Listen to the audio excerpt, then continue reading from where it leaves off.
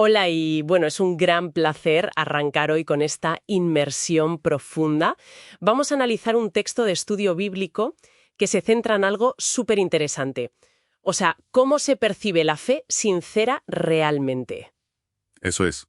Y nuestra misión principal hoy es desentrañar cómo este documento aborda una tensión muy concreta. Ya sabes, esa tensión entre la duda, la razón, la fe personal y, por supuesto, la autoridad humana. Todo esto basándose en relatos bíblicos y citas de Ellen G. White. Exacto.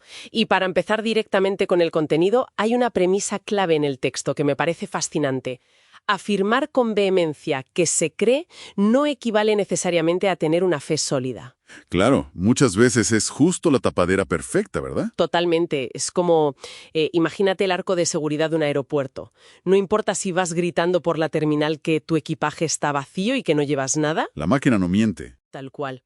Al pasar la maleta por el escáner se revela exactamente lo que hay dentro del corazón. Y el texto ilustra esto con el padre del relato bíblico que, en vez de fingir certezas absolutas, pasa por ese escáner y admite su fragilidad diciendo algo como «creo, pero ayuda mi poca fe». Y fíjate que esa desconexión entre lo que decimos y lo que sentimos es casi un mecanismo psicológico.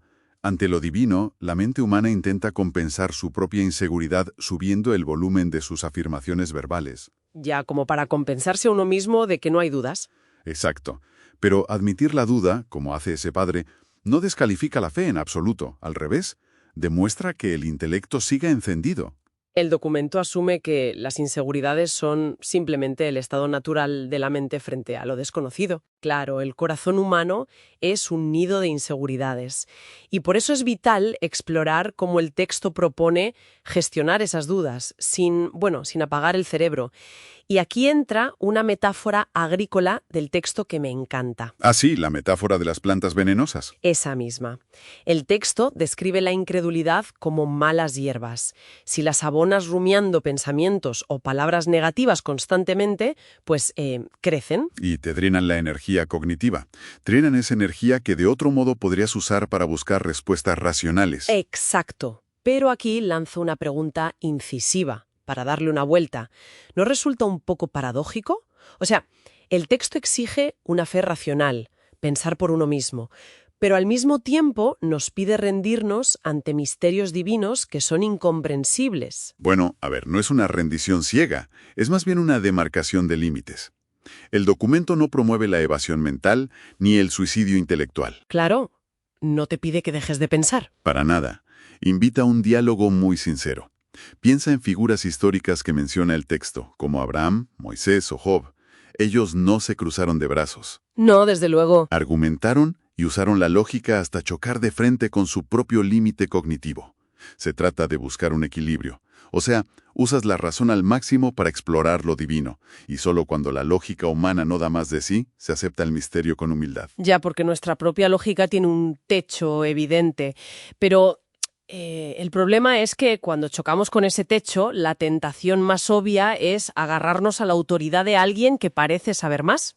Y ahí es justo donde entra la advertencia del texto sobre el peligro de depender de la autoridad humana. Exacto. El documento menciona a Natanael.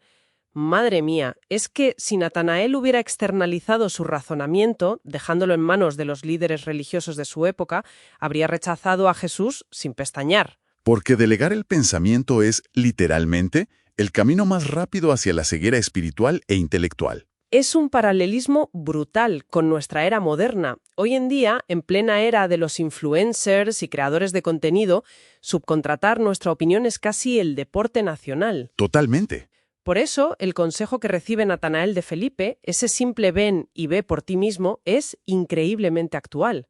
Pero, si rechazamos la autoridad humana como hizo Natanael, ¿cómo convencemos a un escéptico de que nuestra fe tiene sentido sin usar los argumentos de los expertos? Pues el texto responde a eso con un mecanismo psicológico implacable.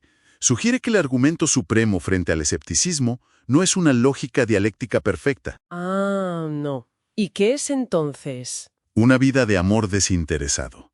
El texto dice que eso es algo imposible de contradecir. O sea, la acción pura y dura. Claro, tiene todo el sentido porque la mente está diseñada para encontrar fisuras en cualquier argumento verbal. Si yo expongo una tesis teológica, el cerebro de quien escucha busca automáticamente la antítesis. Exacto, es un mecanismo de defensa natural.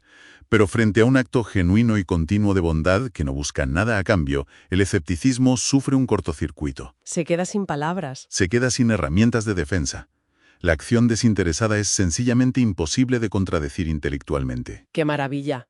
Y esta fe racional e independiente, que al final se valida mediante la acción práctica, nos lleva al cierre de nuestro estudio de hoy, porque se retoma la recompensa de desarrollar esta fe independiente. Si al igual que a Natanael se le prometió ver el cielo abierto, el texto conecta todo este proceso con una imagen visual espectacular. La de Cristo como un inmenso puente cósmico, ¿verdad? Eso es.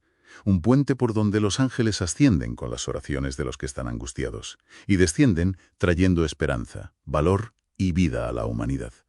No es solo poesía, es el mecanismo real de conexión divina. Es la recompensa a una fe que ha dudado, pero que no ha delegado su pensamiento. Me encanta. Y bueno, queremos dejar a quienes nos escuchan con un pensamiento final para reflexionar, basándonos en esto. Adelante. Si, como plantea el documento, la mayor influencia no radica en lo que decimos, sino en una vida de mansedumbre y amor, la pregunta es... ¿Qué tipo de argumento están debatiendo nuestras acciones? Exactamente. ¿Qué tipo de argumento irrebatible están debatiendo silenciosamente nuestras propias acciones diarias ante quienes nos rodean? La próxima vez que el corazón pase por el escáner, ojalá lo que hable por sí solo sea el peso de nuestros actos. Muchas gracias por acompañarnos en esta inmersión profunda y hasta la próxima.